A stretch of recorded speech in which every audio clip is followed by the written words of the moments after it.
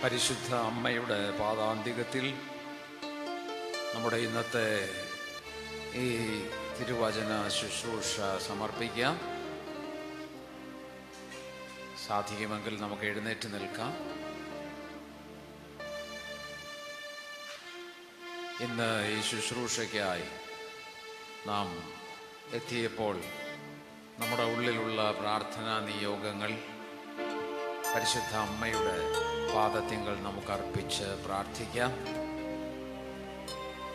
സഭ വളരെ പ്രത്യേകമായി പരിശുദ്ധ അമ്മയെ ഓർക്കുന്ന, അമ്മയുടെ മാധ്യസ്ഥ്യം തേടുന്ന മാസമാണല്ലോ ഇത്. അതുകൊണ്ട് തന്നെ അമ്മയെ ധ്യാനിച്ചാണ് നമ്മൾ ഈ വിചിന്തനത്തിലൂടെ കടന്നു പോകുന്നത്. അമ്മയുടെ മാധ്യസ്ഥ്യം പ്രത്യേകിച്ച് നമുക്ക് തേടാം.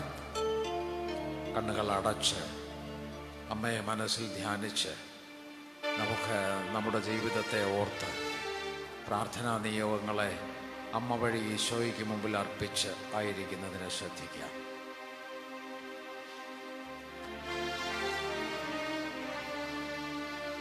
കൃപയുടെ നിറകുടമേ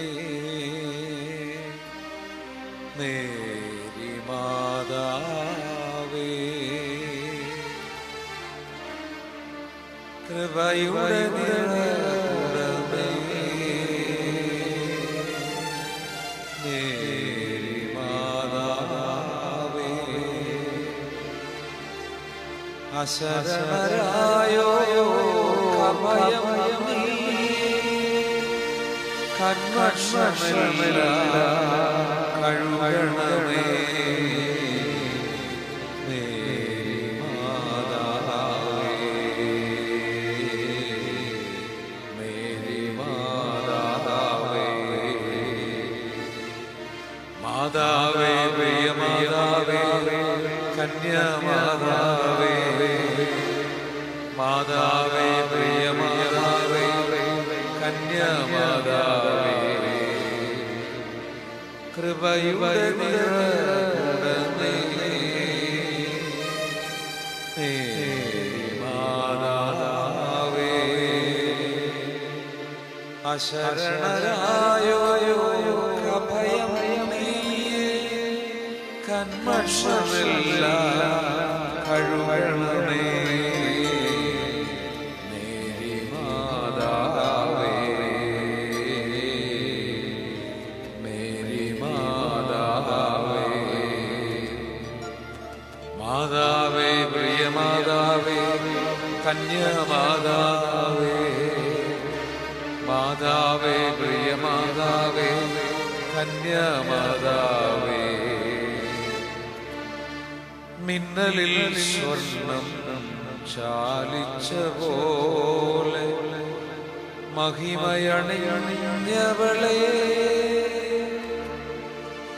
മിന്നലിൽ സ്വർണം ചാലിച്ച പോലെ മഹിമയണിയവളെ,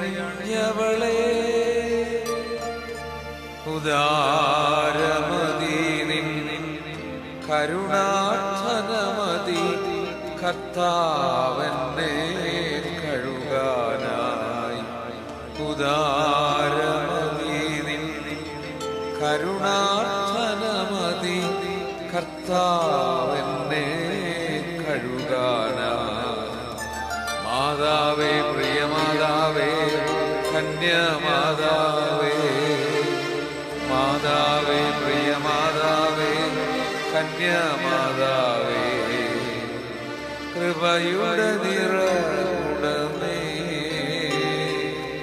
മേരി മാതാവേ, അശരണരായോ അഭയം നീയേ, കന്മഷമെല്ലാം കഴുകണമേ മേരി മാതാവേ, മേരി മാതാവേ. ഒന്നിച്ച് പാടാം.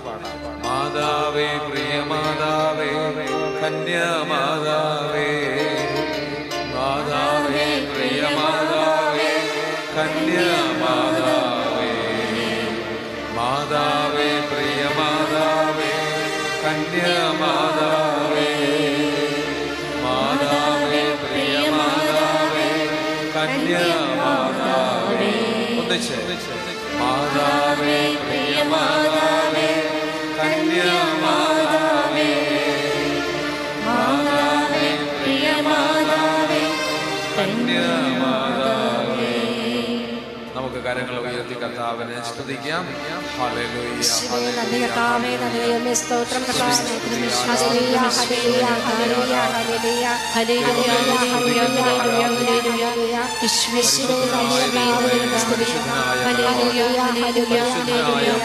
യേശുവേ സ്തുതിക്കുന്നു. യേശുവേ കർത്താവേ. ഹല്ലേലൂയ, ഹല്ലേലൂയ, ഹല്ലേലൂയ, ഹല്ലേലൂയ, ഹല്ലേലൂയ. യേശുവേ സ്തോത്രം, യേശുവേ സ്തോത്രം, യേശുവേ നന്ദി. അങ്ങയുടെ മക്കളായ ഞങ്ങൾ ഓരോരുത്തരും അങ്ങയുടെ മുൻപിലായി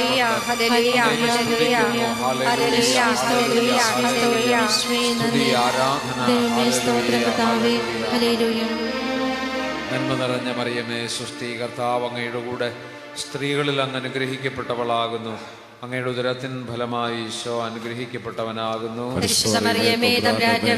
പാപികളായ ഞങ്ങൾക്ക് വേണ്ടി ഇപ്പോഴും ഞങ്ങളുടെ മരണസമയത്തും തമ്പുരാനോട് അപേക്ഷിക്കണമേ. ആമേൻ. ഈശോ മിശിഹായുടെ വാഗ്ദാനങ്ങൾക്ക് ഞങ്ങൾ യോഗ്യരാകുവാൻ സർവ്വേശ്വരന്റെ പരിശുദ്ധ മാതാവേ, ഞങ്ങൾക്ക് വേണ്ടി അപേക്ഷിക്കണമേ. ഈശോ മിശിഹായുടെ വാഗ്ദാനങ്ങൾക്ക് ഞങ്ങൾ യോഗ്യരാകുവാൻ സർവ്വേശ്വരന്റെ പരിശുദ്ധ മാതാവേ, ഞങ്ങൾക്ക് വേണ്ടി അപേക്ഷിക്കണമേ. ഇരിക്കുക.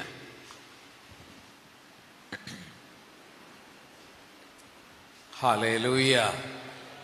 ഉറക്കെ പറയാം, ഹല്ലേലൂയ.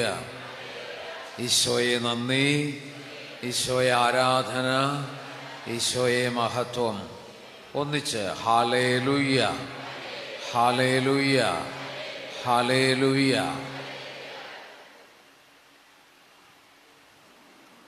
ഒക്ടോബർ മാസത്തിൽ സാർവത്രിക സഭ പ്രത്യേകമായി പരിശുദ്ധ ദൈവമാതാവിനെ അനുസ്മരിക്കുന്ന ഘട്ടമാണ്. അതുകൊണ്ട് തന്നെ ഇന്ന് പരിശുദ്ധ അമ്മ എപ്രകാരമാണോ ഒരു കുടുംബത്തെ നയിച്ചത്, ആ വിചാരങ്ങൾ മനസ്സിൽ വെച്ചുകൊണ്ട് നമുക്ക് തിരുവചനങ്ങൾ ധ്യാനിക്കുന്നതിന് ശ്രദ്ധിക്കാം. പരിശുദ്ധ ദൈവമാതാവിനെ പ്രത്യേകമായി നാം ഈ മാസത്തിൽ അനുസ്മരിക്കുമ്പോൾ ഈ വർഷത്തിന് ഒരു പ്രത്യേകത കൂടി ഉണ്ടെന്ന് നിങ്ങൾക്കറിയാമല്ലോ. സ്വർഗം പൂകിയ പരിശുദ്ധ ഫ്രാൻസിസ് മാർപ്പാപ്പ പ്രഖ്യാപിച്ച പ്രത്യാശയുടെ വർഷത്തിലാണ് നാം. പരിശുദ്ധ അമ്മയെ ഓർക്കുന്ന ഈ അവസരത്തിൽ പ്രത്യാശയുടെ വർഷാചരണത്തിൻ്റെ ഈ സാഹചര്യത്തിൽ നമ്മുടെ കുടുംബത്തെ, കുടുംബജീവിതത്തിൻ്റെ വഴികളെ നമുക്ക് ധ്യാനിക്കുന്നതിന് ശ്രദ്ധിക്കാം. പരിശുദ്ധ ദൈവമാതാവിനെ കുറിച്ച് നാം ധ്യാനിക്കുമ്പോൾ ആ ധ്യാനം പരിമിതമായ ചിന്തകൾ കൊണ്ട് അവസാനിക്കുകയില്ല. പരിശുദ്ധ ദൈവമാതാവിനെ നാം നമ്മുടെ ജീവിതത്തിൽ ധ്യാന വിഷയമാക്കുമ്പോൾ ദൈവത്തിൻ്റെ ആത്മാവ് പിന്നെയും പിന്നെയും അമ്മയുടെ ജീവിതത്തെ കേന്ദ്രീകരിച്ചുള്ള ആത്മീയ ചിന്തകൾ നമുക്ക് നൽകിക്കൊണ്ടിരിക്കും. അത്തരത്തിൽ പരിശുദ്ധാത്മാവിൻ്റെ പ്രേരണയിൽ നമുക്ക് അമ്മയുടെ ജീവിതത്തിൻ്റെ പുറകെ ധ്യാനാത്മകമായി ഒന്ന് പോകുന്നതിന് ശ്രദ്ധിക്കാം. ഈ പ്രത്യാശയുടെ വർഷത്തിൽ പരിശുദ്ധ അമ്മയെക്കുറിച്ച് കുടുംബജീവിത സാഹചര്യങ്ങളിൽ നിന്നുകൊണ്ട് നാം ധ്യാനിക്കുമ്പോൾ നമുക്ക് മനസ്സിലാക്കാൻ പറ്റും, പരിശുദ്ധ ദൈവമാതാവ് ദൈവത്തിൽ ശരണപ്പെടുന്ന, ദൈവത്തിൽ പ്രത്യാശ അർപ്പിക്കുന്ന സർവർക്കും പ്രത്യാശയുടെ ജീവിതത്തിന് മാതൃകയാണ്. മറ്റാരും സഹായത്തിനില്ലാത്ത സാഹചര്യത്തിൽ, മുന്നോട്ടുള്ള വഴി കാണാൻ പറ്റാത്ത സാഹചര്യത്തിൽ മുൻപിൽ കാണുന്ന പ്രകാശമായ ദൈവത്തെ മാത്രം ധ്യാനിച്ചുകൊണ്ട് അവിടെ തന്നെ പരാജയപ്പെടുത്തുകയില്ല എന്ന വിചാരത്തോടെ ആ ദൈവത്തെ മുറുകെ പിടിച്ച് മുമ്പോട്ട് പോകുന്ന മനോഭാവമാണ് നമ്മെ സംബന്ധിച്ചിടത്തോളം പ്രത്യാശ അല്ലെങ്കിൽ ശരണം.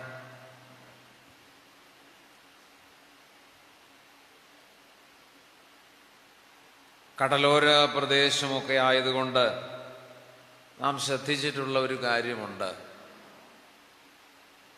കടൽ ജീവിയായ ഞണ്ട് എന്തിലെങ്കിലും പിടിച്ചാൽ മുറുകെ പിടിക്കും, അള്ളിപ്പിടിക്കും. അതിൻ്റെ പിടുത്തത്തിൽ നിന്ന് അതിനെ വിടുവിക്കുക അത്ര എളുപ്പമല്ല. പരിശുദ്ധ ദൈവമാതാവ് തന്നെ ദൈവികമായ ദൗത്യം ഭരമേൽപ്പിച്ച കർത്താവിനെ ഇതുപോലെ അള്ളിപ്പിടിച്ചു.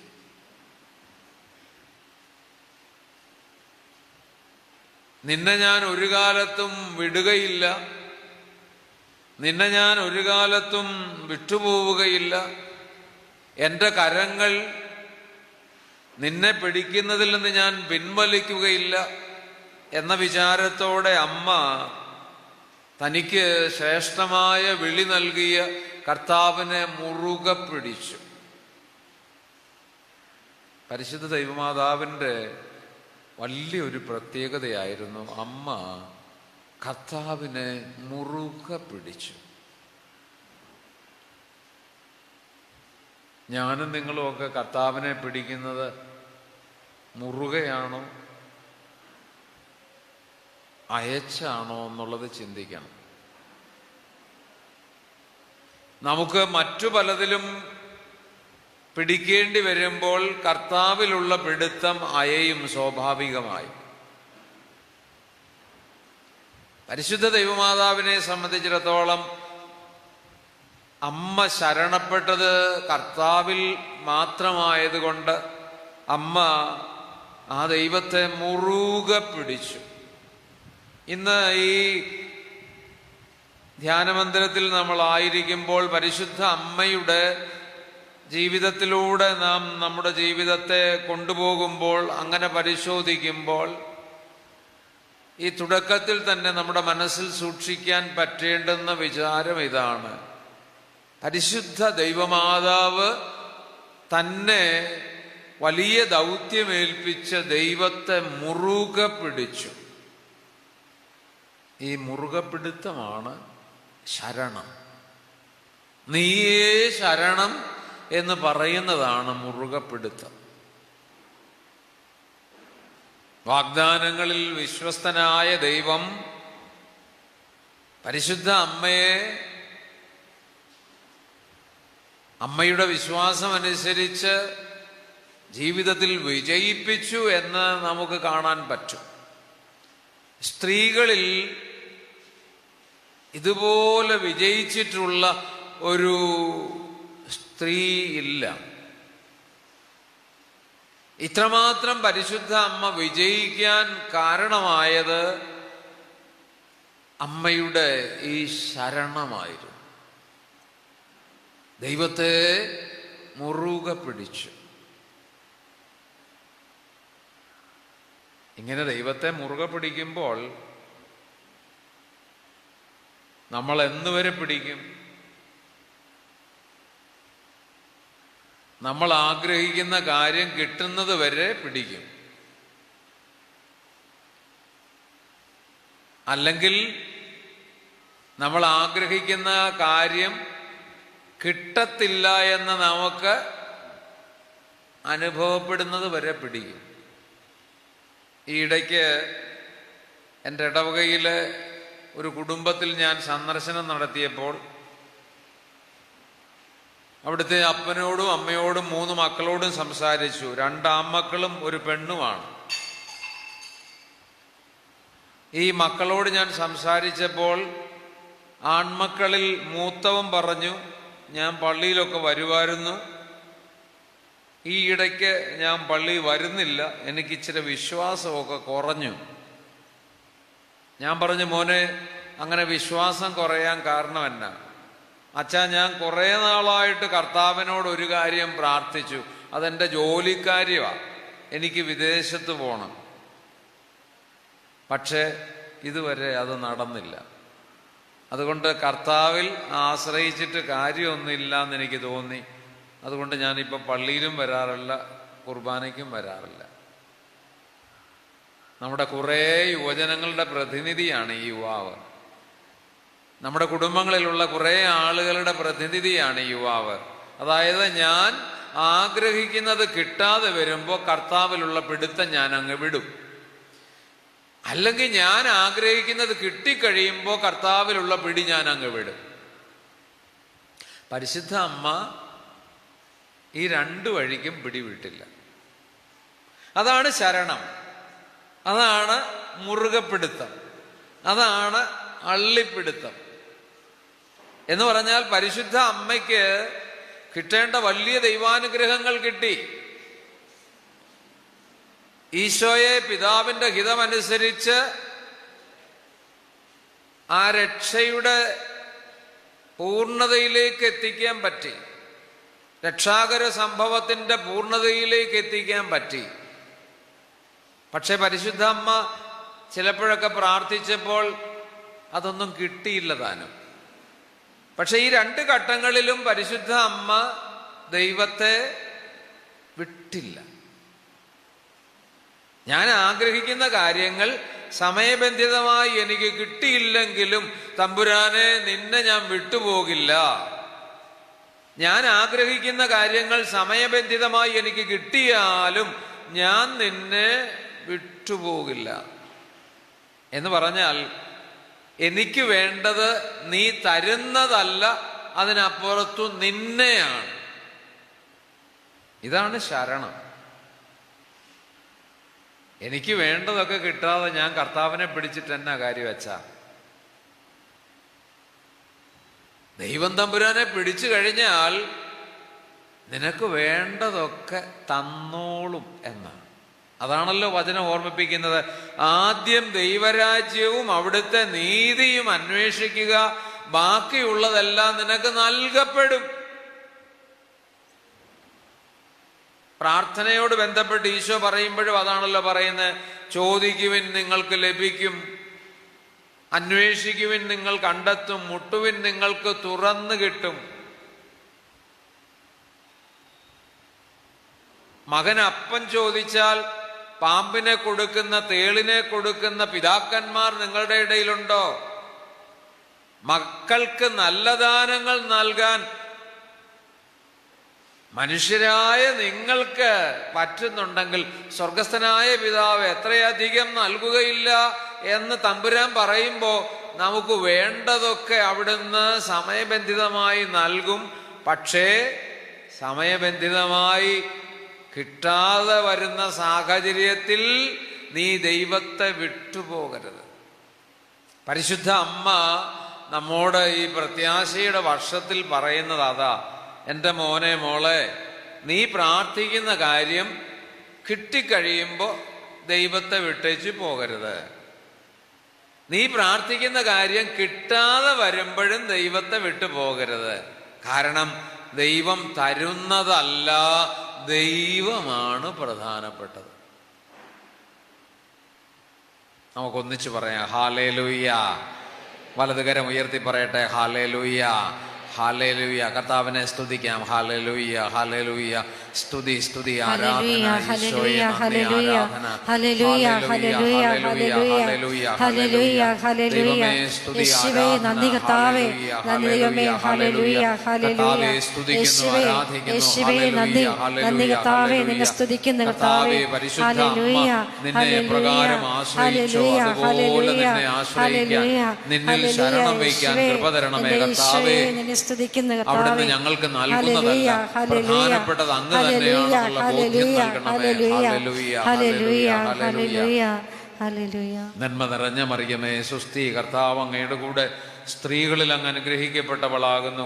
അങ്ങയുടെ ഉദരത്തിൻ ഫലമായി ഈശോ അനുഗ്രഹിക്കപ്പെട്ടവനാകുന്നു. പരിശുദ്ധ മറിയമേ തമ്പുരാന്റെ അമ്മേ, പാപികളായ ഞങ്ങൾക്ക് വേണ്ടി ഇപ്പോഴും ഞങ്ങളുടെ മരണസമയത്തും തമ്പുരാനോട് അപേക്ഷിക്കണമേ. ഈശോയുടെ വാഗ്ദാനങ്ങൾക്ക് ഞങ്ങൾ യോഗ്യരാകുവാൻ സർവേശ്വരന്റെ പരിശുദ്ധ മാതാവേ ഞങ്ങൾക്ക് വേണ്ടി അപേക്ഷിക്കണമേ. ഈശോയുടെ വാഗ്ദാനങ്ങൾക്ക് ഞങ്ങൾ യോഗ്യരാകുവാൻ സർവേശ്വരന്റെ പരിശുദ്ധ മാതാവേ ഞങ്ങൾക്ക് വേണ്ടി അപേക്ഷിക്കണമേ. ഈ പ്രത്യാശയുടെ വർഷത്തിൽ പ്രത്യേകിച്ച് പരിശുദ്ധ അമ്മയെ ഓർത്ത് നമ്മുടെ കുടുംബത്തെക്കുറിച്ച് ധ്യാനിക്കുന്ന ഈ അവസരത്തിൽ പരിശുദ്ധ അമ്മ നമുക്ക് നൽകുന്ന രണ്ടാമത്തെ സന്ദേശം, ദൈവത്തിൻ്റെ മകനും മകളുമായി നാം ഈ ഭൂമിയിൽ ജീവിക്കുമ്പോൾ ദൈവം നമ്മെ ഏൽപ്പിക്കുന്ന ദൗത്യം സ്വീകരിച്ച് നാം മുമ്പോട്ട് പോകുമ്പോൾ ഒരിക്കലും പഴിക്കരുത്, പരിഭവം പറയരുത്. ഞാൻ എല്ലാ ദിവസവും കുമ്പസാരം കേൾക്കുന്നയാളാണ്. എൻ്റെ കൊച്ചിടവകയിൽ എല്ലാ ദിവസവും കുർബാനയ്ക്ക് മുമ്പ് ഞായറാഴ്ച ഉൾപ്പെടെയുള്ള ദിവസങ്ങളിൽ ഞാൻ കുമ്പസാരിപ്പിക്കാനിരിക്കും. പലപ്പോഴും കുമ്പസാരിക്കാൻ വരുന്ന ആളുകൾ പറയുന്നൊരു കാര്യം, കുറ്റം പറഞ്ഞിട്ടുണ്ട്. നിങ്ങൾ ഓരോരുത്തരും നിങ്ങളുടെ കുമ്പസാരത്തെക്കുറിച്ചൊന്ന് ആലോചിച്ച്, മിക്കവാറും പലരുടെയും പാപത്തിൻ്റെ ഏറ്റുപറച്ചിലിൽ ഈ പാപം ഉണ്ടാകാൻ സാധ്യതയുണ്ട്. പഴി പറയുക അഥവാ കുറ്റം പറയുക. പഴിക്കുന്ന സ്വഭാവം പരിശുദ്ധ അമ്മയ്ക്കില്ലായിരുന്നു. പരിശുദ്ധ അമ്മയുടെ ജീവിതത്തോട് ബന്ധപ്പെട്ട അധിക സന്ദർഭങ്ങളൊന്നും വചനത്തിൽ നാം കാണുന്നില്ല. എങ്കിലും കാണുന്ന തിരുവചന രംഗങ്ങളിലൊന്നും പരിശുദ്ധ ദൈവമാതാവ് പഴിക്കുന്നില്ല, പരിഭവം പറയുന്നില്ല. അത്തരത്തിൽ നമ്മൾ ആദ്യം കാണുന്ന രംഗം ലൂക്കായുടെ സുവിശേഷം 1-ാം അധ്യായത്തിലാണ്. പ്രതീക്ഷിക്കാതിരിക്കുന്ന സമയത്ത് ഒരു ദൂതൻ പരിശുദ്ധ അമ്മയുടെ അടുത്തേക്ക് വരികയാണ്, ഗബ്രിയേൽ ദൂതൻ. ഈ ഗബ്രിയേൽ ദൂതൻ വന്നിട്ട് പരിശുദ്ധ അമ്മയോട് എന്താ പറയുക? ദൈവകൃപ നിറഞ്ഞവളെ സുസ്തി, കർത്താവ് നിന്നോടുകൂടെ.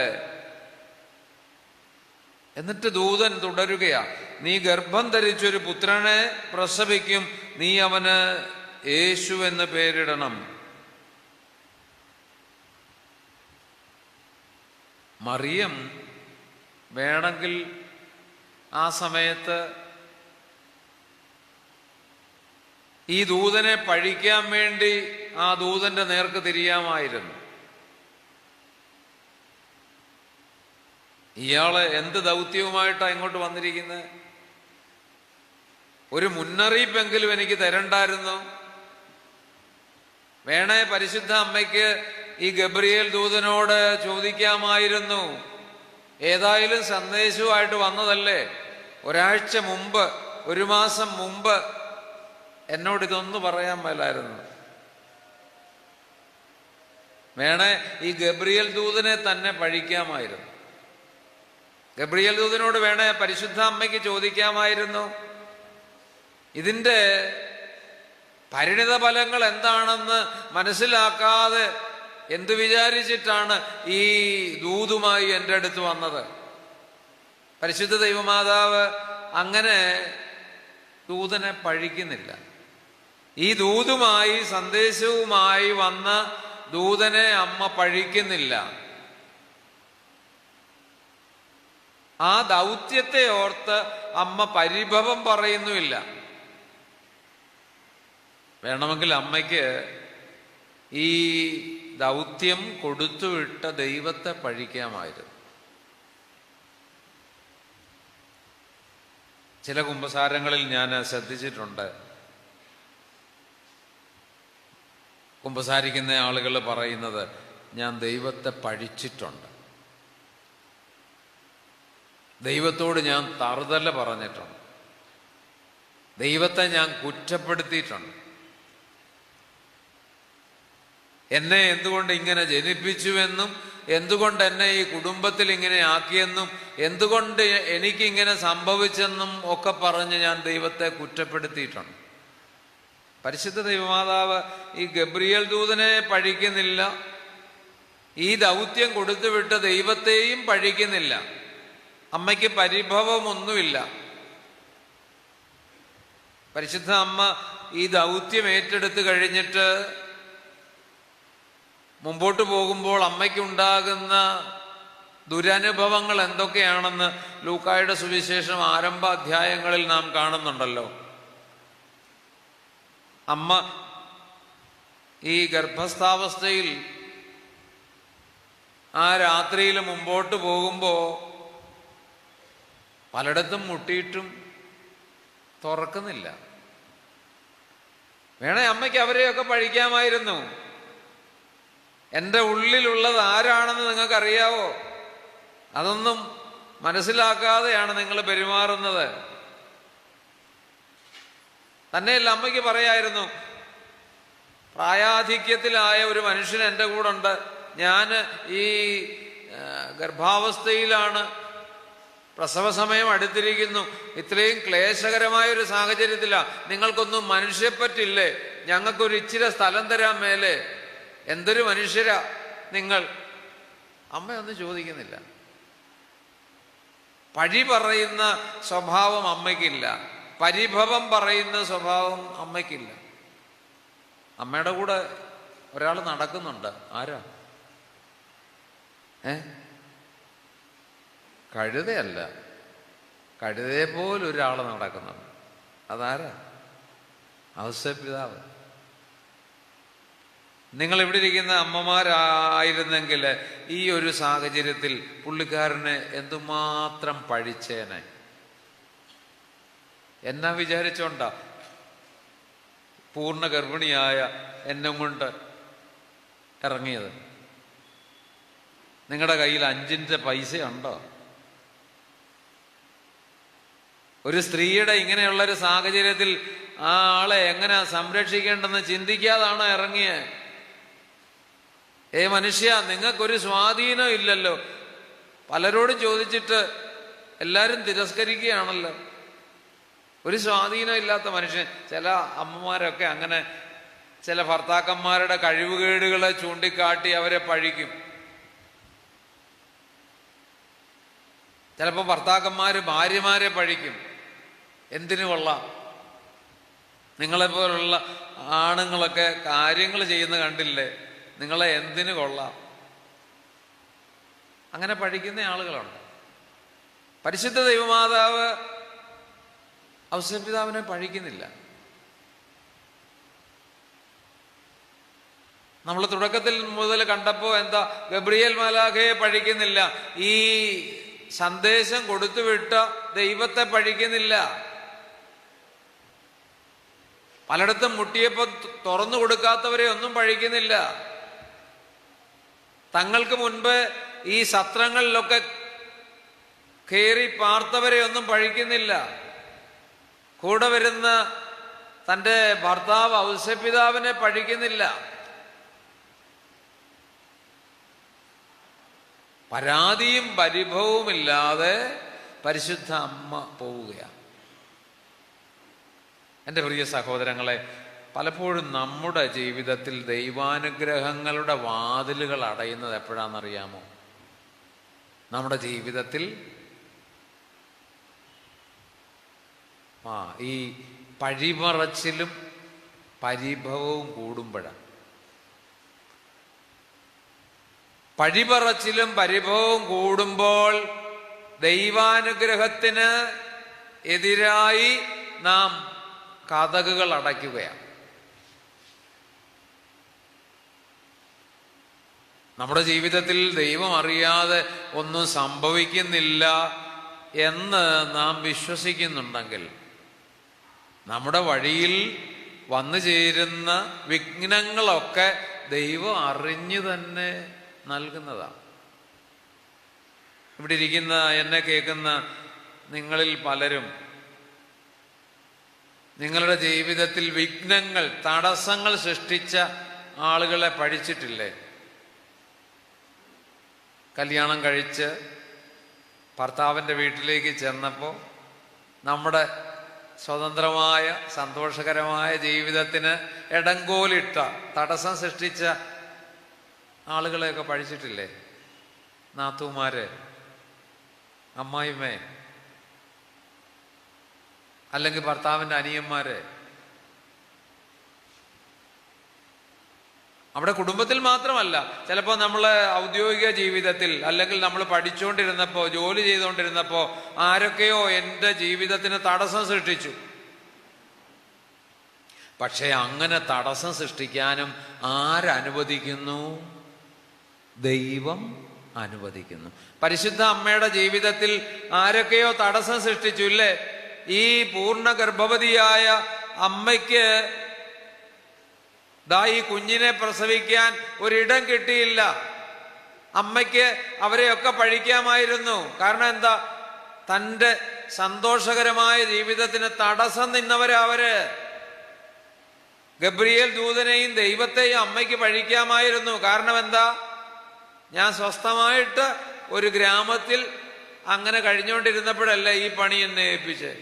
എൻ്റെ സ്വസ്ഥത കളഞ്ഞില്ലേ? നമ്മുടെ ജീവിതത്തിൽ അങ്ങനെ പലരെക്കുറിച്ചും നമ്മൾ ചിന്തിക്കാറുണ്ട്. എന്താണ്? എൻ്റെ സന്തോഷകരമായ ജീവിതത്തിന് വിഘ്നമായി, തടസ്സമായി എൻ്റെ ജീവിതത്തിൽ കടന്നു വന്നവര്. അങ്ങനെ ആരെക്കുറിച്ചെങ്കിലും നിങ്ങൾ ചിന്തിക്കുന്നുണ്ടോ ഇന്ന്? അങ്ങനെ ശത്രുതാ മനോഭാവത്തോടുകൂടെ ആരെയെങ്കിലുമൊക്കെ കാണുന്നുണ്ടോ? ഒന്നോർത്ത് നോക്കിക്കേ. അതായത് എൻ്റെയും കുടുംബത്തിൻ്റെയും സന്തോഷകരമായ ജീവിതത്തിന് തടസ്സമായി വന്നവര്, അവരങ്ങനെ തടസ്സമായി നിൽക്കാൻ ദൈവം അനുവദിച്ചതല്ലേ? പരിശുദ്ധ അമ്മയുടെ ജീവിതത്തില് ഈ ക്ലേശകരമായ സാഹചര്യം വന്നപ്പോ ആ സത്രം സൂക്ഷിപ്പുകാര് തുറന്നു കൊടുക്കാതിരുന്നത് ദൈവം അനുവദിച്ചത് കൊണ്ടാ. ഈ ശിശുവിന് ജന്മം നൽകിയ ശേഷം ഈ ശിശുവിനെ കൊല ചെയ്യാനായി ഹെറോദേസ് രാജാവ് ആജ്ഞയിടുന്നത് ദൈവം അനുവദിച്ചിട്ടാന്നേ. അത് ദൈവത്തിന്റെ പദ്ധതിയുടെ ഭാഗമാണ്. അതുകൊണ്ട് എൻ്റെ ജീവിതത്തിൽ എന്നെ ബുദ്ധിമുട്ടിച്ച ആളുകൾ അതാരൊക്കെയാ? ഒന്നോർത്ത് നോക്കിക്കേ. എൻ്റെ ജീവിതത്തിൽ എന്നെ ബുദ്ധിമുട്ടിച്ച, എന്നെ വിഷമിപ്പിച്ച, എനിക്ക് നഷ്ടങ്ങൾ വരുത്തിയ ആളുകൾ ആരൊക്കെയാ? പലരുണ്ട്. അവരെയൊക്കെ കർത്താവ് നിങ്ങൾക്ക് നഷ്ടങ്ങൾ വരുത്താൻ, നിങ്ങളുടെ ജീവിതത്തിൽ തടസ്സങ്ങൾ സൃഷ്ടിക്കാൻ അനുവദിച്ചില്ലേ? അപ്പൊ ദൈവം അറിഞ്ഞാതെ, ദൈവം അറിഞ്ഞ ചില തടസ്സങ്ങളൊക്കെ നമ്മുടെ ജീവിതത്തിൽ ദൈവകരങ്ങൾ നമ്മൾ കണ്ടറിയാൻ വേണ്ടിയിട്ടാണ്. പരിശുദ്ധ അമ്മയ്ക്ക് ഇങ്ങനെ വിഘ്നങ്ങളൊക്കെ വന്നപ്പോൾ ഔസേപ്പിതാവും പരിശുദ്ധ അമ്മ എന്ത് മനസ്സിലാക്കി? ഈ തടസ്സങ്ങളെയൊക്കെ അതിജീവിച്ചു പോകാൻ ദൈവത്തിൻ്റെ കരങ്ങൾ എൻ്റെ കൂടെയുണ്ടെന്ന് അമ്മയ്ക്ക് അനുഭവപ്പെട്ടു. ഇനി ചെല്ലുന്നിടത്തെല്ലാം ഈ സത്രം സൂക്ഷിപ്പുകാരങ്ങ് തുറന്നു കൊടുത്തിരുന്നു എന്ന് വിചാരിച്ച് അമ്മ ദൈവ കരങ്ങളെ കുറിച്ച് വിചാരിക്കില്ല.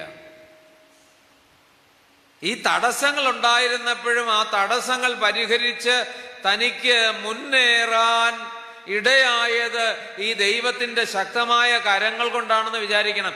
എന്ന് പറഞ്ഞാൽ ഈ ദൈവാനുഭവത്തിന്റെ വഴിയിൽ ദൈവം തന്നെ നിർത്തുന്നവരാ നമ്മുടെ ഈ ശത്രുക്കൾ എന്ന് പറയുന്നവര്, ഈ വിഘ്നങ്ങൾ, ഈ തടസ്സങ്ങൾ എന്ന് പറയുന്നവര്.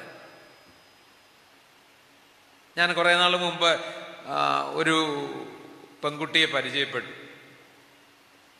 അവള് വിദേശത്തേക്ക് പോകാനായിട്ട് ശ്രമിച്ചുകൊണ്ടിരിക്കുക. ആദ്യം അറേബ്യൻ രാജ്യങ്ങളിൽ പോകാനായിട്ടാണ്, സൗദി പോകാനായിട്ട് ശ്രദ്ധിച്ചു, കുവൈറ്റിൽ പോകാൻ ശ്രദ്ധിച്ചു.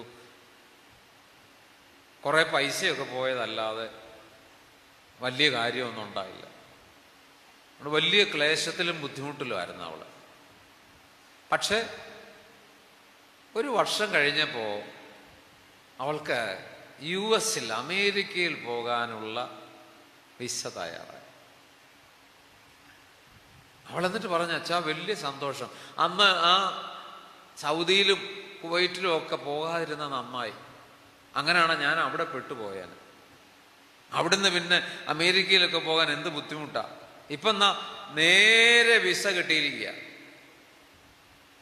എൻ്റെ പ്രിയ സഹോദരങ്ങളെ, ചിലപ്പോഴൊക്കെ നമ്മുടെ ജീവിതത്തിലെ ചെറിയ തടസ്സങ്ങൾ, വിഘ്നങ്ങൾ വലിയ അനുഗ്രഹങ്ങൾ തമ്പുരാൻ തരാനുള്ള വഴിയാ.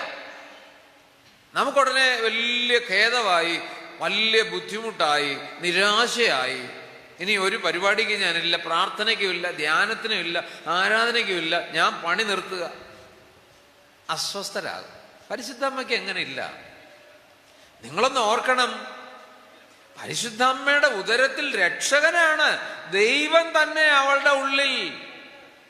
എന്നിട്ടും ഈ വാതിലുകൾ തുറക്കപ്പെട്ടില്ല. എന്നിട്ടും നടക്കേണ്ടി വന്നു, ക്ലേശകരമായ വഴിയിലൂടെ നടക്കേണ്ടി വന്നു. അവള് പിടിക്കപ്പെടാതിരിക്കാൻ വേണ്ടി ഒളിച്ചു താമസിക്കേണ്ടി വന്നു. ദൈവം ഉള്ളിലുള്ളത്. ഇതിനപ്പുറത്ത് ആരുടെ സാന്നിധ്യം ഉണ്ടാകേണ്ടത്? പക്ഷെ ആ ദൈവം ഉള്ളിലുള്ളപ്പോഴും അമ്മ ക്ലേശകരമായ വഴിയിലൂടെയാ പോകുന്നത്. ദൈവം അങ്ങനെ നടത്തുന്നത്. എന്താണ് ബോധ്യപ്പെടുത്താൻ ആഗ്രഹിച്ചത് അമ്മയെ? ഇങ്ങനെയൊക്കെ വിഘ്നങ്ങൾ ഉണ്ടായാലും നിന്റെ കൈ പിടിച്ചിരിക്കുന്നത് ഞാനാണ്. ഇങ്ങനെയുള്ള തടസ്സങ്ങൾ നിന്റെ ജീവിത വഴിയിൽ ഉണ്ടായാലും നിന്റെ കരം പിടിച്ചിരിക്കുന്നത് ഞാനാണ്.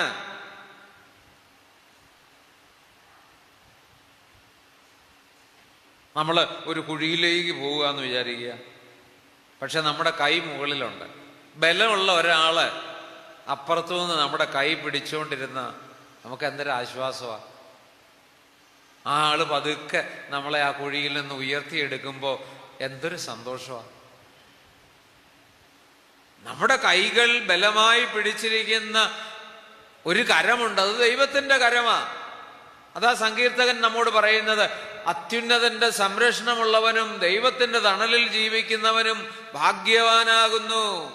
അത്യുന്നതന്റെ സംരക്ഷണമുള്ളവനും ദൈവത്തിന്റെ തണലിൽ ജീവിക്കുന്നവനും ഭാഗ്യവാനാകുന്നു. അതുകൊണ്ട് എൻ്റെ പ്രിയ സഹോദരങ്ങളെ ഓർക്കുക, നമ്മുടെ ജീവിത വഴിയിൽ ഉണ്ടാകുന്ന ചില തടസ്സങ്ങൾ ദൈവത്തിന്റെ ഇടപെടൽ, ദൈവത്തിന്റെ ശക്തമായ കരങ്ങളുടെ അനുഭവം നമ്മൾ സ്വീകരിക്കുന്നതിനുള്ള വഴിയാ.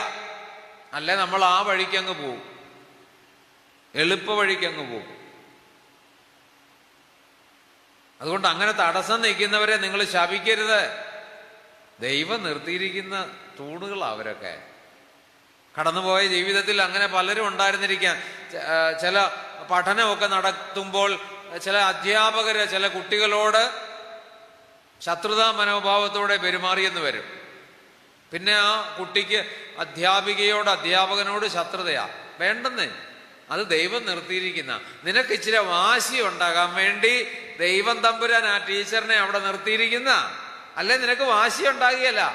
അല്ലേ നീ പറയുന്ന ഈ 100-ൽ 50 വാങ്ങിച്ചുകൊണ്ട് പോകും. ഈ 100-ൽ 100-ഉം അല്ലെ 90-ഉം നിനക്ക് കിട്ടണമെന്നുണ്ടെങ്കിൽ നിനക്ക് ഇച്ചിരി വാശി വേണം. അപ്പൊ കർത്താവ് നിന്നെ ചൂട് കയറ്റാൻ വേണ്ടി നിർത്തിയിരിക്കുന്ന. അതുകൊണ്ട് ജീവിത വഴിയിൽ ആരൊക്കെയോ നമ്മുടെ തടസ്സമായി വന്നു എന്ന് വിചാരിച്ചിട്ട് അവരെ ശത്രുക്കളായി കാണരുത്. ഇപ്പൊ ഇവിടെ ഇരിക്കുമ്പോൾ ഞാൻ ഈ കാര്യം പറഞ്ഞത് നിങ്ങൾ ധ്യാനിക്കുമ്പോൾ ഒന്നോർത്തേ, അങ്ങനെ നമ്മുടെ ജീവിതത്തിൽ നിന്ന് നമ്മൾ ആരെയെങ്കിലുമൊക്കെ അകറ്റി നിർത്തിയിട്ടുണ്ടോ?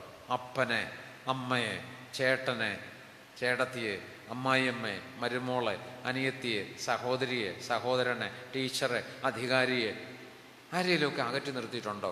അവൻ എൻ്റെ ശത്രുവാണെന്ന് വിചാരിച്ചിട്ട് മാറ്റി നിർത്തിയിട്ടുണ്ടോ? മിത്രമാന്നേ.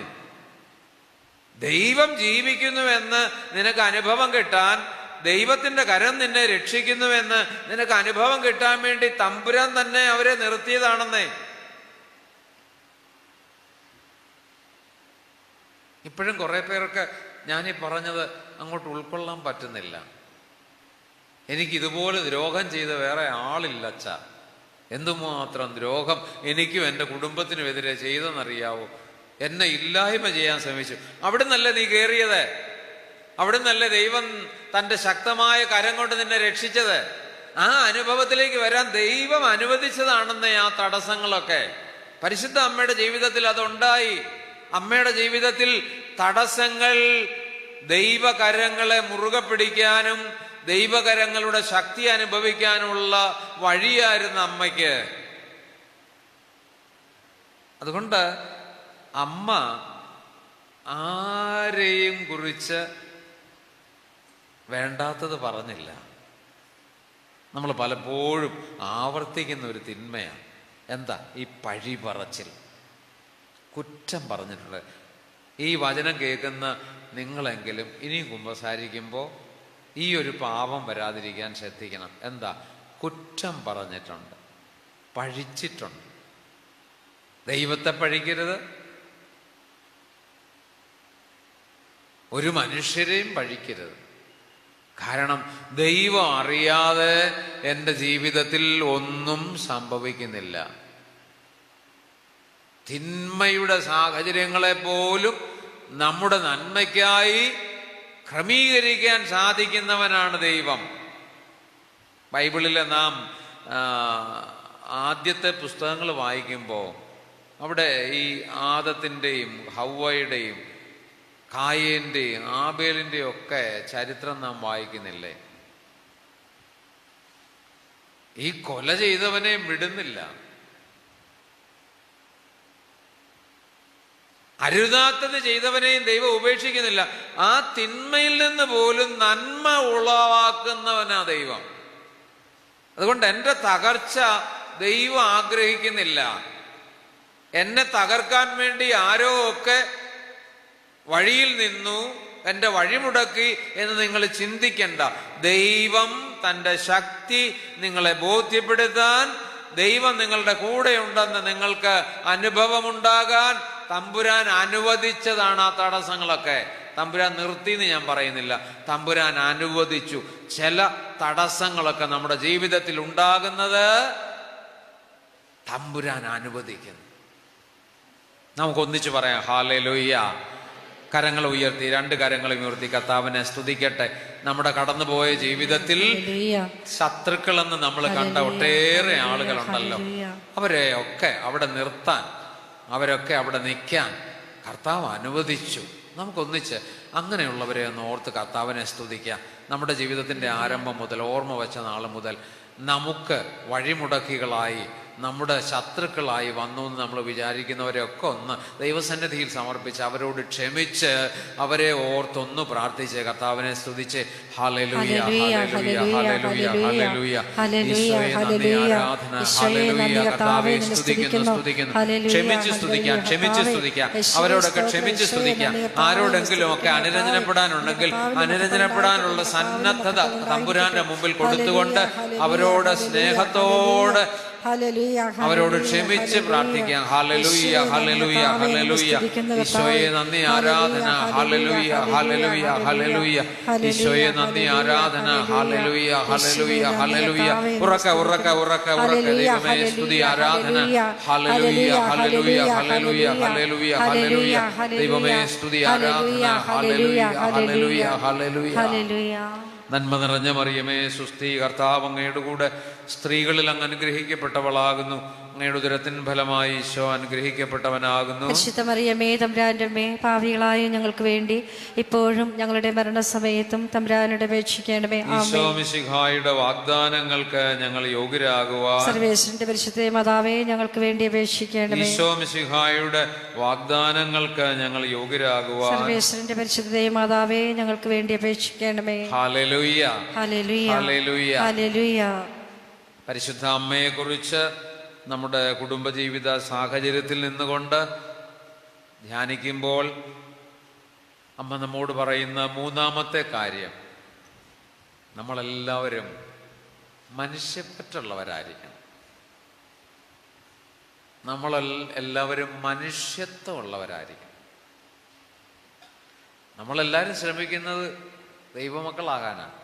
പരിശുദ്ധ അമ്മ നമ്മോട് പറയുന്നത് ആദ്യം ഒന്ന് മനുഷ്യനാകുക. മനുഷ്യനാകുന്നത് ആരാണ്? മനുഷ്യത്വമുള്ളവനാണ്. നമ്മൾ പലപ്പോഴും നമ്മോട് പലരും ചെയ്യാൻ പാടില്ലാത്തത് ചെയ്യുമ്പോൾ, അല്ലെങ്കിൽ സമൂഹത്തിൽ നമ്മൾ കാണുന്ന തിന്മ ചെയ്യുന്ന ആളുകളെ കാണുമ്പോൾ നമ്മൾ എന്ത് പറയുന്നത്?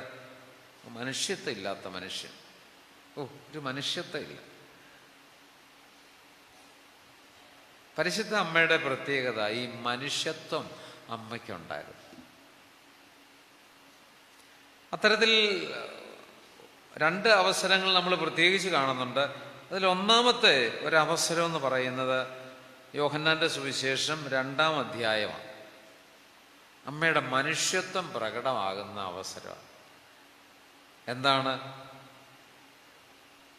ചെന്ന് കയറിയ ആ കല്യാണ വീട്ടിലെ കുറവ് തിരിച്ചറിഞ്ഞ് ഉചിതമായി അമ്മ പ്രവർത്തിക്കുന്നു. എവിടെയെങ്കിലുമൊക്കെ ഉള്ളൊരു കുറവ് മനസ്സിലാക്കിയിട്ട് ഉചിതമായി പ്രവർത്തിക്കുന്ന ആളുകളെ കുറിച്ച് നമ്മൾ എന്താ പറയുന്ന? മനുഷ്യത്വമുള്ള ആള്. നമ്മൾ പത്രത്തിലൊക്കെ കാണുന്നുണ്ട്, ഒരാൾ അപകടപ്പെട്ടു. നമ്മുടെ ഈ ഹൈവേയിലൊക്കെ അങ്ങനെ അപകടപ്പെടുന്ന മനുഷ്യരുണ്ട്. വണ്ടി ഇടിച്ച് റോഡിൽ കിടക്കുന്നു. പലരും നോക്കിയിട്ട് പോണു. വണ്ടി ഒഴിച്ചു വന്ന ഒരു മനുഷ്യൻ തൻ്റെ ഇരുചക്രവാഹനം അവിടെ നിർത്തിയിട്ട് പലരെ കൂട്ടി ഈ ആളെ എടുത്ത് ആശുപത്രി കൊണ്ടു ചെല്ലുന്നു. എന്നിട്ട് ആ ആളിൻ്റെ കൂടെ നിൽക്കുന്നു. ആ ആളിന് വേണ്ടുന്ന ചെലവുകളൊക്കെ വഹിക്കുന്നു. ഈ ആളിൻ്റെ ബന്ധുക്കളെ വിളിച്ചു വരുത്തുന്നു. അവരെ ഏൽപ്പിച്ച ശേഷം ഈ മനുഷ്യൻ തൻ്റെ അഡ്രസ്സ് പോലും കൊടുക്കാതെ പോകുന്നു. ഉടനെ പത്രക്കാരെല്ലാം അയാളെ തപ്പും. ഈ മനുഷ്യത്വമുള്ള മനുഷ്യൻ എവിടുന്ന് വന്നു? പലരും അതുവഴി വന്നു. പക്ഷേ കൺമുൻപിൽ ഒരു കുറവ് കണ്ടപ്പോൾ തൻ്റെ ഭാഗം കൃത്യമായി ചെയ്തു പോകുന്ന ഈ മനുഷ്യനെ കുറിച്ച് നമ്മൾ പറയുന്നു മനുഷ്യത്വമുള്ള ആളാണ്. പരിശുദ്ധ അമ്മ അങ്ങനെ ആയിരുന്നു. അമ്മയുടെ മനുഷ്യത്വം നമ്മൾ കാണുന്ന ഒരു സാഹചര്യമാണ് ഈ കല്യാണ വീട്ടിലെ അമ്മയുടെ ഇടപെടൽ എന്ന് പറഞ്ഞാൽ. താൻ വഴി ആ ഒരു പ്രശ്നം പരിഹരിക്കാൻ വേണ്ടി അമ്മ ശ്രദ്ധിക്കുന്നു എന്നതാണ്. ഇന്ന് പലരെക്കുറിച്ചും വിശ്വാസികളായ നമ്മെക്കുറിച്ച് ഉൾപ്പെടെ പറയുന്നൊരു കാര്യമുണ്ട്. എന്താണെന്നറിയാമോ? നിസ്സംഗത. നിസ്സംഗത കൂടിയെന്നാണ്. അത് അവരുടെ കാര്യം. ഞാനായിട്ട് എന്നതിനാ. വഴിക്കൂടെ പോകുന്ന വയ്യാവേലി എടുത്ത് തലേ വെക്കേണ്ട ആവശ്യമല്ല. അവർക്ക് വീഞ്ഞില്ലേ, അത് അവരുടെ പ്രശ്നം. അവർ നേരത്തെ കണക്ക് കൂട്ടി അതൊക്കെ ചെയ്യേണ്ടതല്ലായിരുന്നോ? നമുക്ക് എന്നാ ചെയ്യാൻ പറ്റും? പരിശുദ്ധ അമ്മയെ പോലെ നൂറുകണക്കിന് ആളുകൾ അവിടെ ഉണ്ടായിരുന്നേ. അവരാരും ചിന്തിക്കാത്ത ഒരു കാര്യം അമ്മ ചിന്തിച്ചു എന്ന് പറഞ്ഞാൽ അമ്മ മനുഷ്യത്വം ഉണ്ടായിരുന്ന ആളായിരുന്നു എന്ന് പറഞ്ഞാൽ നമുക്ക് എപ്പോഴാ മനുഷ്യത്വം നമ്മുടെ ജീവിതത്തിൽ പ്രകടമാക്കാൻ പറ്റുന്നത്? വേറൊരു മനുഷ്യന്റെ കുറവ്, വേറൊരു മനുഷ്യന്റെ വേദന, വേറൊരു മനുഷ്യന്റെ ബുദ്ധിമുട്ട് തൻ്റെ വേദനയും കുറവും ബുദ്ധിമുട്ടുമായിട്ട് കാണാൻ പറ്റി അത് പരിഹരിക്കാൻ പറ്റുക.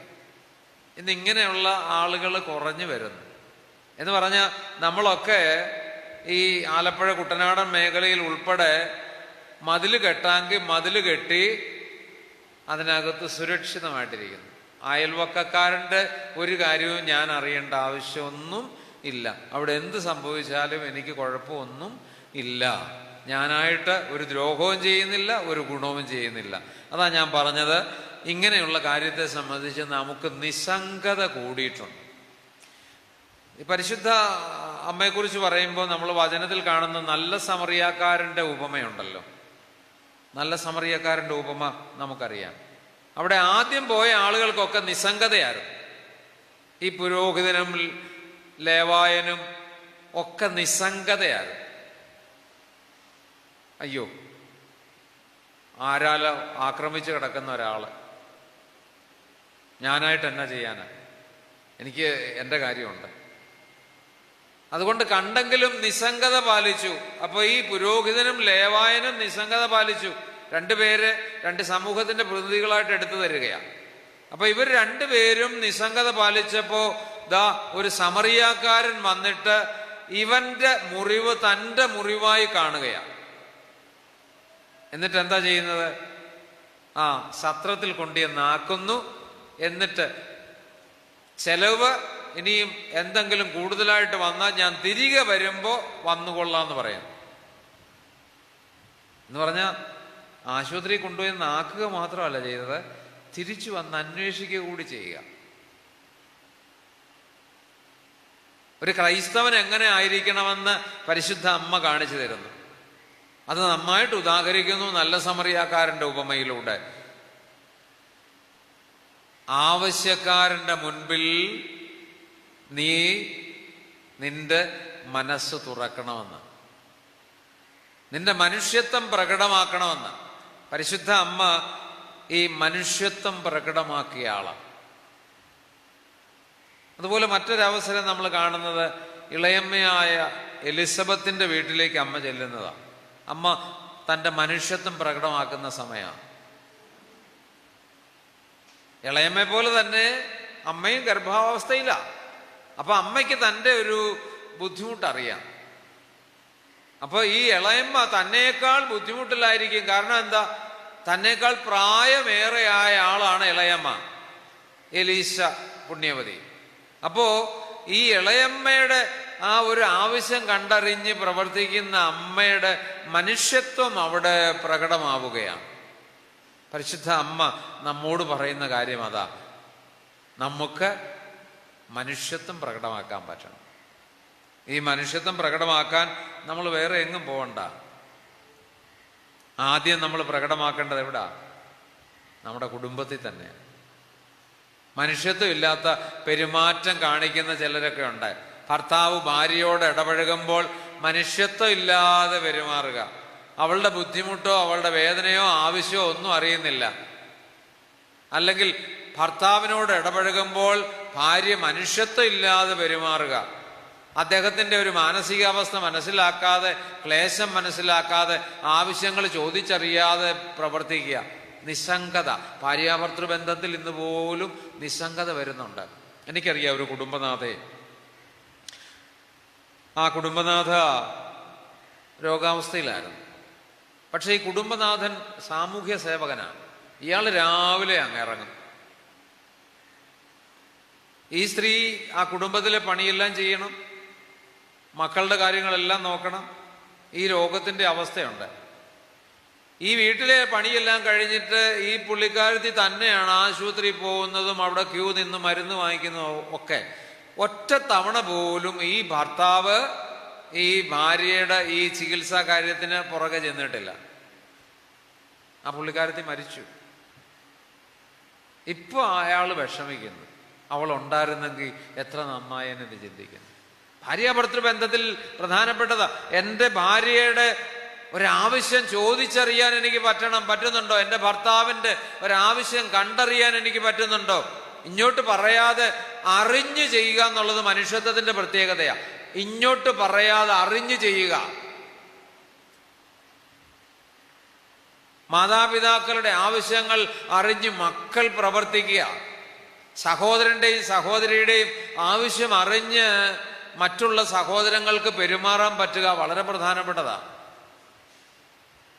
ഇവിടെ നമ്മൾ ശ്രദ്ധിക്കേണ്ട ഒരു കാര്യം, വേണ്ടാത്തത്ര മുതല് നമ്മുടെ മതിൽക്കൂട്ടിനുള്ളിൽ, നമ്മുടെ ബാങ്കിനുള്ളിൽ നമ്മൾ വെച്ചുകൊണ്ടിരിക്കുക. ഒരിത്തിരി പോലും നമ്മൾ കൊടുക്കാൻ തയ്യാറല്ല. ഈ കൂട്ടുന്നവന്റെ പ്രത്യേകത കൂട്ടാനുള്ള ശ്രദ്ധയാണ്. അവൻ അതിനകത്തൊന്ന് കുറയാൻ ആഗ്രഹമില്ല. നിങ്ങൾ ബാങ്കിൽ പൈസ ഇട്ടിട്ടുള്ളവർ നോക്കിക്ക്, കൂടും തോറും കൊടുക്കാനുള്ള മനസ്സ് കുറയും. അത് ഭൂസ്വത്തായാലും പണമായാലും സ്വർണമായാലും കൂടും തോറും കൊടുക്കാനുള്ള മനസ്സ് കുറയും. നിങ്ങൾ അമ്മമാര് ചുരിദാറോ സാരിയോ ഒക്കെ ഉപയോഗിക്കുന്നവര്, സാരിയുടെ എണ്ണം കൂടും തോറും കൊടുക്കാനുള്ള മനസ്സ് കുറയും. എന്നാൽ 1, 2, 3 ഉള്ളൂ, കൊച്ചെ നീ എടുത്തോടി എന്ന് പറഞ്ഞ് ആ 3 എണ്ണത്തിനകത്ത് 1 കൊടുക്കും. ഒരു 10-25 എണ്ണം ഉണ്ടെ കൊടുക്കുകയല്ല. അതാ സ്വത്തിന്റെ ഒരു പ്രത്യേകത. അതാ ഇത് കുമിഞ്ഞു കൂടും തോറും കൊടുക്കാനുള്ള മനസ്സ് കുറയും. അതുകൊണ്ടാ കർത്താവ് പറഞ്ഞത് എന്ത്? ധനവാൻ സ്വർഗത്തിൽ പ്രവേശിക്കുന്നത് ഇതിനേക്കാൾ എളുപ്പം ഏതാന്നാ പറഞ്ഞ? ഒട്ടകം സൂചിക്കുഴയിലൂടെ കടക്കുന്ന. ഇതുകൊണ്ടായി പറഞ്ഞേ, ഈ ധനം കുമിഞ്ഞുകൂടി കഴിയുമ്പം കൊടുക്കാനുള്ള മനസ്സ് കുറയും. നിങ്ങൾ ആരെങ്കിലും നോക്കിയാൽ മതി.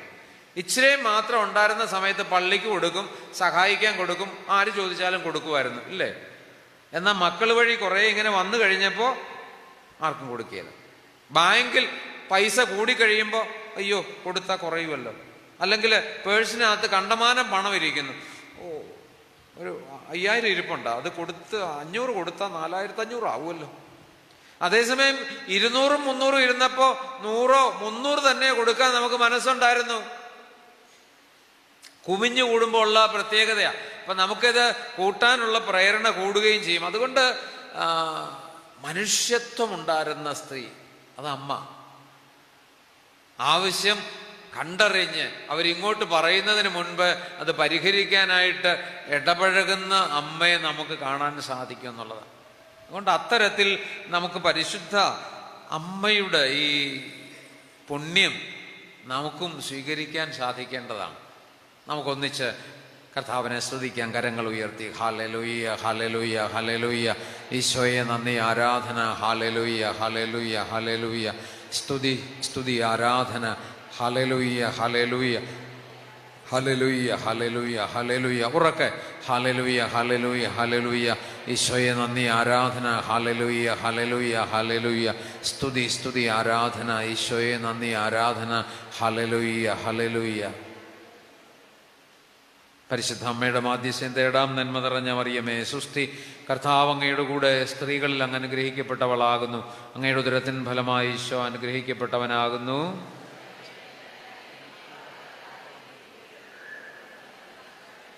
ഈശോ മിശിഹായുടെ വാഗ്ദാനങ്ങൾക്ക് ഞങ്ങൾ യോഗ്യരാകുവാൻ, ഈശോ മിശിഹായുടെ വാഗ്ദാനങ്ങൾക്ക് ഞങ്ങൾ യോഗ്യരാകുവാൻ ഹല്ലേലൂയ, ഹല്ലേലൂയ. ഈശോയെ നന്ദി, ഈശോയെ ആരാധന, ഈശോയെ മഹത്വം. ഹല്ലേലൂയ. പരിശുദ്ധനായ ദൈവമേ, പരിശുദ്ധനായ ബലവാനെ, പരിശുദ്ധനായ അമർത്തിനെ, ഞങ്ങളുടെ മേൽ കരുണയായിരിക്കണമേ, ഞങ്ങളുടെ മേൽ കരുണയായിരിക്കണമേ, ഞങ്ങളുടെ മേൽ കരുണയായിരിക്കണമേ. ഹല്ലേലൂയ. പരിശുദ്ധ അമ്മ നമുക്ക് നൽകുന്ന 4ാമത്തെ ചിന്ത, അമ്മയുടെ നിശബ്ദതയും അല്ലെങ്കിൽ അമ്മയുടെ ശാന്തതയും അമ്മയുടെ വാചാലതയും. ഇത് രണ്ടും കൂടെ അങ്ങനെ ചേരുന്നെന്ന്. അമ്മ നിശബ്ദത പാലിച്ചത് പലപ്പോഴും മറ്റുള്ളവരോടൊപ്പം ആയിരുന്നപ്പോഴാണ്. നിങ്ങൾ ഈ സുവിശേഷം 4 സുവിശേഷങ്ങളും വായിച്ചു നോക്കിക്കോ. അമ്മ ഇടപെടുന്ന രംഗങ്ങൾ വളരെ ചുരുക്കമാണ്. ഈ പ്രത്യാശയുടെ വർഷത്തിൽ ഈ അമ്മയെക്കുറിച്ച് നമ്മൾ ധ്യാനിക്കുമ്പോൾ അമ്മയുടെ നിശബ്ദതയെക്കുറിച്ച്, അമ്മയുടെ ശാന്തതയെക്കുറിച്ച് നമ്മൾ ധ്യാനിക്കണം. നമ്മൾ പലപ്പോഴും നമ്മുടെ ജീവിതത്തിൽ ഈ പ്രതീക്ഷിക്കുന്നതൊക്കെ കിട്ടാതെ വരുമ്പോൾ നമ്മൾ പ്രതീക്ഷിക്കാത്ത പ്രതികരണങ്ങൾ നമ്മുടെ കൂട്ടരിൽ നിന്നും ശേഷക്കാരിൽ നിന്നും ഉണ്ടാകുമ്പോൾ നമ്മൾ കണ്ടമാനം ഒച്ചയും ബഹളവും ഒക്കെ വെക്കും, വെപ്രാളപ്പെടും. പരിശുദ്ധ അമ്മ തൻ്റെ ദൗത്യം ഏറ്റെടുത്ത നാൾ മുതൽ പ്രതീക്ഷിച്ചതൊന്നും കിട്ടാതെ പോയ ആളാണ്. അമ്മയുടെ ജീവിതത്തിൽ തുടക്കം മുതൽ അങ്ങനെയാണ്. ഈ ഗബ്രിയേൽ ദൂതൻ വഴി സന്ദേശം ലഭിക്കുന്ന നാൾ മുതൽ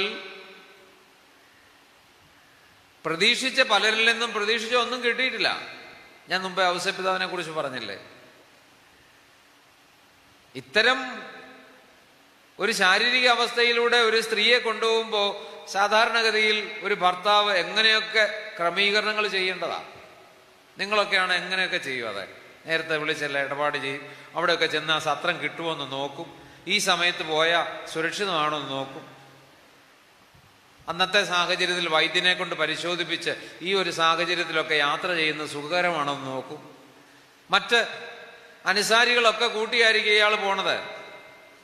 പക്ഷേ പരിശുദ്ധ അമ്മയെ സംബന്ധിച്ചിടത്തോളം ഔസേപ്പിതാവിൻ്റെ ഈ ഒരു പ്രതികരണത്തിൽ അമ്മ ശാന്തത പുലർത്തുക, പൊട്ടിത്തെറിക്കുന്നില്ല. ചിലരൊക്കെ ജീവിതത്തിൽ അങ്ങനെ പൊട്ടിത്തെറിക്കുന്നവരാ. കുമ്പസാരത്തിൽ പലരും പറയുന്നൊരു കാര്യം അത്, എനിക്ക് വല്ലാത്ത കോപമാണ്, ഞാൻ അരിശപ്പെടും. മുമ്പേ പറഞ്ഞ പോലെ പലരും ആവർത്തിക്കുന്ന ഒരു പാപമാണ് കോപം, അരിശം, കണ്ടമാനം പൊട്ടിത്തെറിക്കുന്ന രീതി. മറ്റുള്ളവരുടെ കാര്യത്തിലില്ല, അവർക്ക് കിട്ടേണ്ടതൊക്കെ കിട്ടാതെ വന്നാൽ നമ്മൾ പൊട്ടിത്തെറിക്കത്തില്ല. നമുക്ക് കിട്ടേണ്ടതൊക്കെ കിട്ടാതെ വന്നു കഴിഞ്ഞാൽ നമ്മൾ പൊട്ടിത്തെറിക്കും. പ്രതീക്ഷിച്ചതിന് വിരുദ്ധമായി പ്രതികരണം വരുമ്പോൾ നമ്മൾ പൊട്ടിത്തെറിക്കും.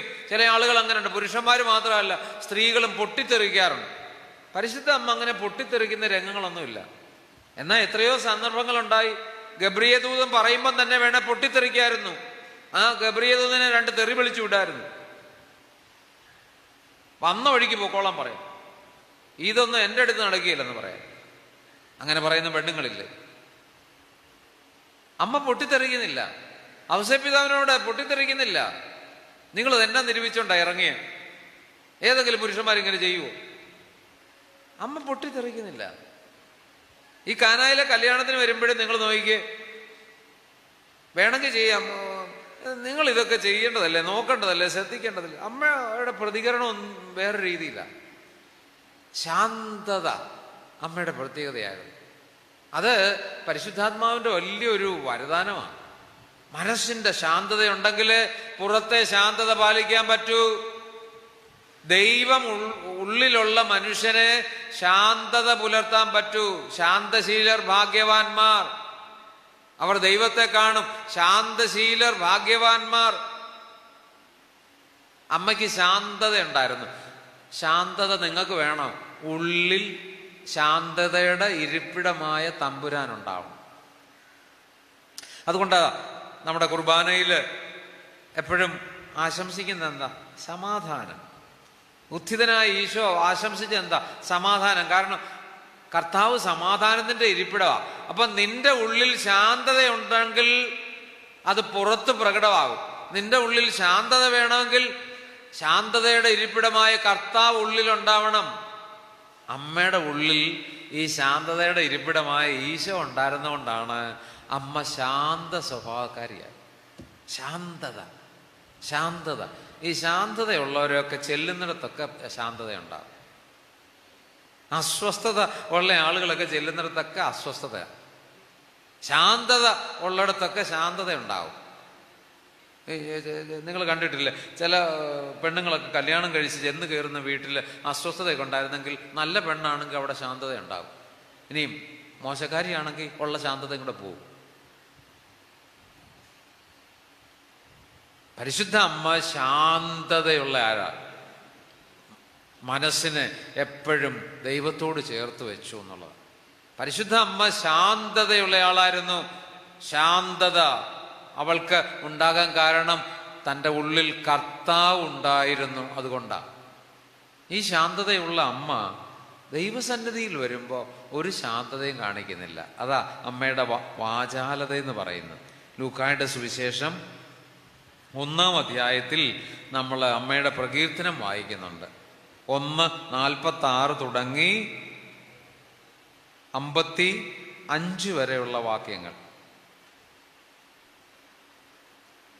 എന്ന് പറഞ്ഞാൽ ഏതാണ്ട് 10 വചനങ്ങൾ അമ്മ ദൈവസന്നിധിയിൽ വാചാലയാകുന്നതാണ്. അപ്പൊ അമ്മ മറ്റുള്ളവരുടെ ഇടയിലായിരുന്നപ്പോൾ ശാന്തത പുലർത്തിയിരുന്നെങ്കിൽ അതിന് കാരണം ദൈവസന്നിധിയിൽ അവൾ വാചാലത കാട്ടി എന്നുള്ളതാ. നമ്മുടെ പ്രത്യേകത തന്നെ, നമ്മൾ മറ്റുള്ളവരുടെ ഇടയിൽ നീട്ടി പിടിച്ച് സംസാരിക്കും, ഒച്ചപ്പാടുണ്ടാക്കും, ബഹളം ഉണ്ടാക്കും. ദൈവസന്നിധി ചെല്ലുമ്പോൾ ഒന്നും പറയാനില്ല. അമ്മ തിരിച്ച ദൈവസന്നിധിയിൽ ചെന്നപ്പോ അവള് പരിഭവവും പരാതിയും ഒക്കെ ദൈവത്തോട് പറഞ്ഞു, ദൈവത്തിന്റെ നാമത്തെ പ്രതി നന്ദി പറഞ്ഞു, ദൈവത്തെ സ്തുതിച്ചു, എല്ലാം ഉണ്ടായിരുന്നു. പക്ഷെ മറ്റുള്ളവരുടെ ഇടയിൽ അമ്മ ശാന്ത സ്വഭാവക്കാരിയായി. അതുകൊണ്ട് ശാന്തത അത് ദൈവമക്കൾക്കുള്ളതാണ്. ദൈവം ഉള്ളിൽ വസിക്കുന്ന ആളുകളുടെ പ്രത്യേകതയാ ശാന്തത എന്ന് പറയുന്നത്. അതുകൊണ്ട് നമ്മൾ ആയിരിക്കുന്ന കുടുംബത്തിലൊക്കെ ശാന്തത കൈവരിക്കാൻ പറ്റണമെങ്കിൽ നമ്മുടെ ഉള്ളിൽ കർത്താവ് വേണം. നമ്മുടെ സംസാരത്തെ നിയന്ത്രിക്കാൻ കർത്താവ് സഹായിക്കും. അതുകൊണ്ട് ശാന്തത പരിശീലിക്കണം. നമ്മൾ ശാന്തത പരിശീലിക്കണം. നിശബ്ദത എന്ന് പറയുന്നത് അത് ശാന്തതയല്ല, മിണ്ടാതിരിക്കുന്നതാണ് നിശബ്ദത. ശാന്തത ആ ദൈവസാന്നിധ്യത്തിൽ ആയിരുന്നു കൊണ്ട് പുലർത്തുന്ന ഒരു പുണ്യമാണ്. ദൈവസാന്നിധ്യത്തിൽ ആയിക്കൊണ്ട് പുലർത്തുന്ന പുണ്യമാണ് ശാന്തത. മറ്റത് ഞാൻ മിണ്ടാതിരിക്കുക, ഞാൻ മിണ്ടിയ പ്രശ്നം, എന്നാ മിണ്ടണ്ട, അതല്ല. നിശബ്ദത ഉള്ളിൽ സംസാരിക്കുന്ന ആളിന് എന്ന് പറഞ്ഞാൽ ഉള്ളിൽ ദൈവത്തോട് സംസാരിക്കുന്ന ആളിന് പുറത്ത് നിശബ്ദത ശാന്തത പാലിക്കാൻ പറ്റും. ഉള്ളിൽ ദൈവത്തോട് സംസാരിക്കുന്ന ആളിന് ജീവിതത്തിൽ ശാന്തത പുലർത്താൻ പറ്റും. അമ്മ അങ്ങനെ. അതെനിക്ക് 10 വചനങ്ങൾ അതാ, എൻ്റെ ആത്മാവ് കർത്താവിനെ മഹത്വപ്പെടുത്തുന്നു, എൻ്റെ ചിത്തം എൻ്റെ രക്ഷകനായി ദൈവത്തിൽ ആനന്ദിക്കുന്നു എന്ന് പറഞ്ഞിട്ട് അമ്മ ദൈവസന്നിധിയിൽ മനസ്സ് തുറക്കുക.